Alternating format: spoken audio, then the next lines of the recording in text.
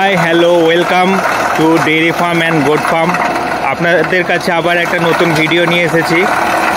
তো একটা খামারি ভাই আমাকে জানতে চেয়েছেন যে গবাদি পশুকে কেন সাইলেজ খাওয়াবো।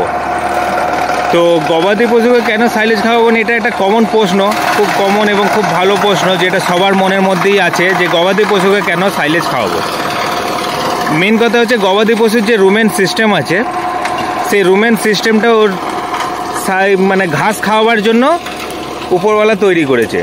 তো আপনি যদি সেটাকে ঘাস না খাইয়ে অন্য কিছু খাওয়ান তাহলে তার রুমেন সিস্টেমটা আস্তে আস্তে চেঞ্জ হয়ে যাবে এবং গরু দেখবেন যে অনেক রকম রোগ জীবাণুর মধ্যে পড়ে যাচ্ছে, বারে বারে ডাক্তার ডাকতে হচ্ছে, কখনো উঠতে পারছে না, বিভিন্ন রকম রোগ শুরু হবে। আর আপনার অম্বল গ্যাস তো গরুর সবসময় লেগেই থাকবে, আপনাকে ওষুধ এনে রাখতে হবে।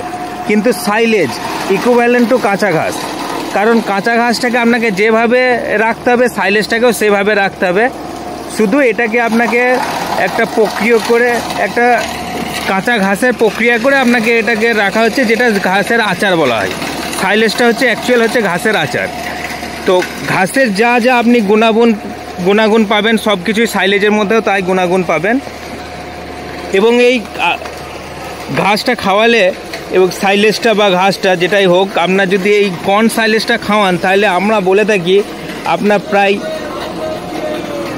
10 থেকে 20% অবধি আপনার দুধ ইনক্রিজ করবেই করবে, 100% করবে, ইনক্রিজ করবেই, যদি আপনি ভালো কর্ন সাইলেজ নিয়ে যান।